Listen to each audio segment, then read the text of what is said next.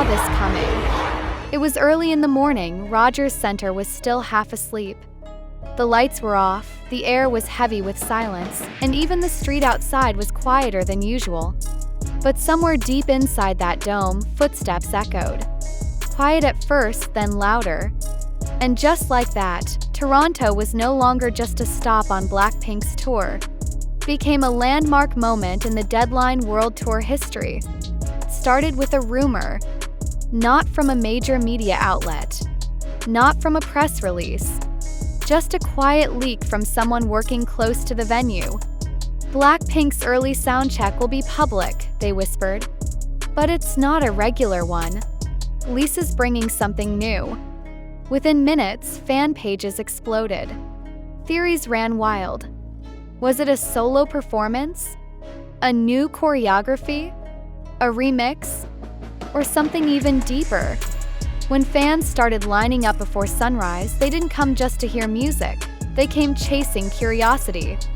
And the ones who were there early, before security locked things down tighter than usual, caught something no one else did.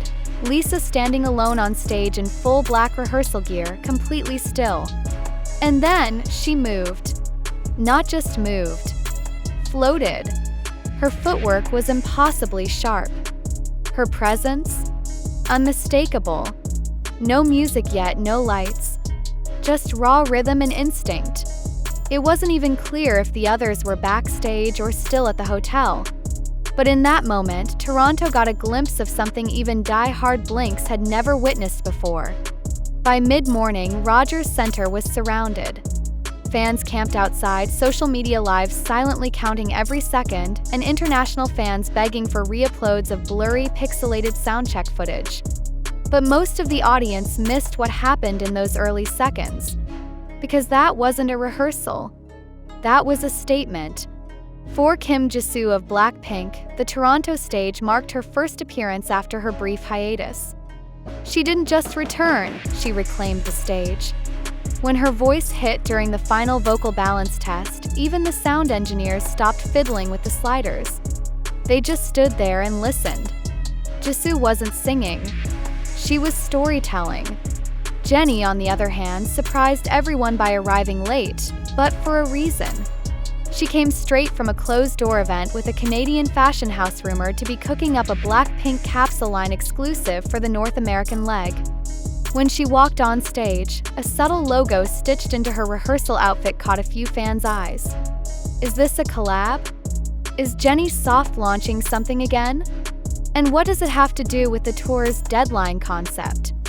Then Rose stepped into the center, carrying nothing but her mic and an iced Americano, barely acknowledging the thousands of phones filming her every breath. But once the guitar riff started, her tone melted into the empty stadium like it was already sold out. Her voice cracked at one point, not out of weakness, but from holding back emotion. Toronto was supposed to be just another stop.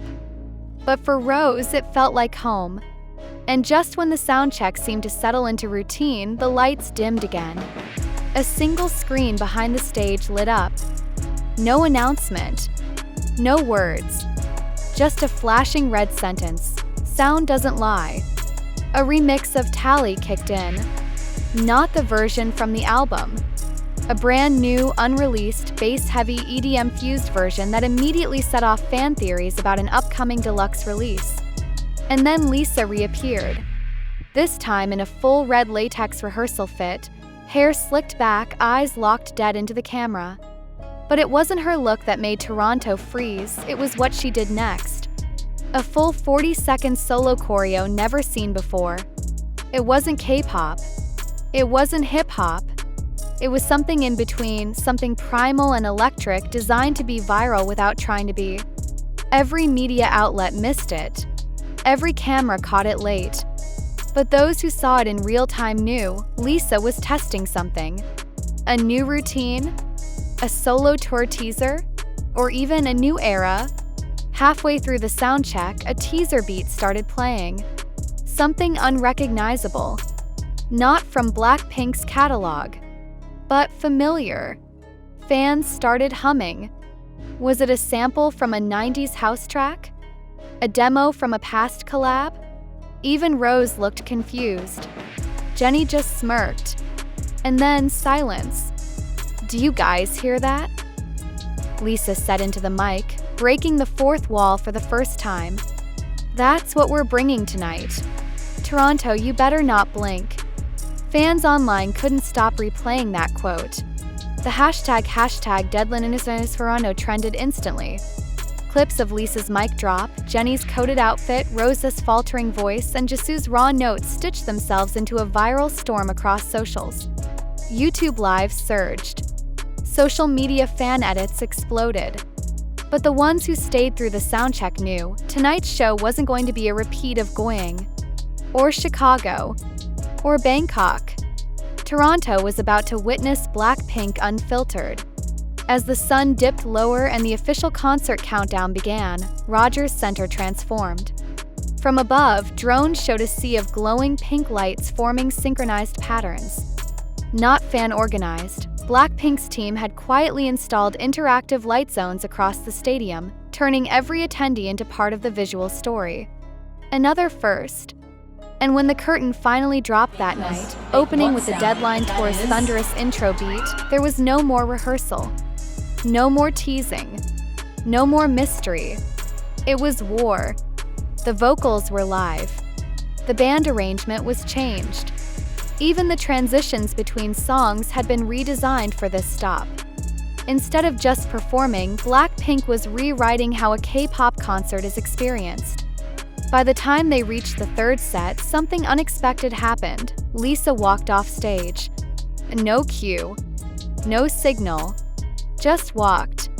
Silence. 3 beats passed. Then the spotlight swung hard stage left, and boom! A hidden platform rose. Lisa was standing on top, mic raised, wind blasting through her hair like a runway shoot. And then came a completely unreleased track. Fans who were live streaming started screaming, "This isn't on Spotify! Where is this from? What is she doing?" Some say it's part of her upcoming solo project under Sony Music. Others say it's a message to someone. But whatever it wasn't just a song. It was a statement. And here's the thing, Lisa didn't finish it. She let the beat fade halfway, walked back down, and whispered, "Not yet." Another mic drop. Another mystery. By the end of the night, fans weren't just exhausted, they were changed. Rogers Center didn't just host a BLACKPINK concert. It witnessed a cinematic experience disguised as a tour stop. If you're watching this now and feeling like you missed history, you kinda did. But here's your chance to relive it. Watch closely. Look for the clues. There are Easter eggs in the performance. Layers behind every outfit. And something is coming. We don't know when. We don't know how. But we do know one thing. BLACKPINK just reminded the world they don't follow trends. They set the deadline. So if you haven't already, subscribe now. Join the journey. Because if Toronto was this wild, imagine what they'll do next. And whatever happens next, you do not want to miss it.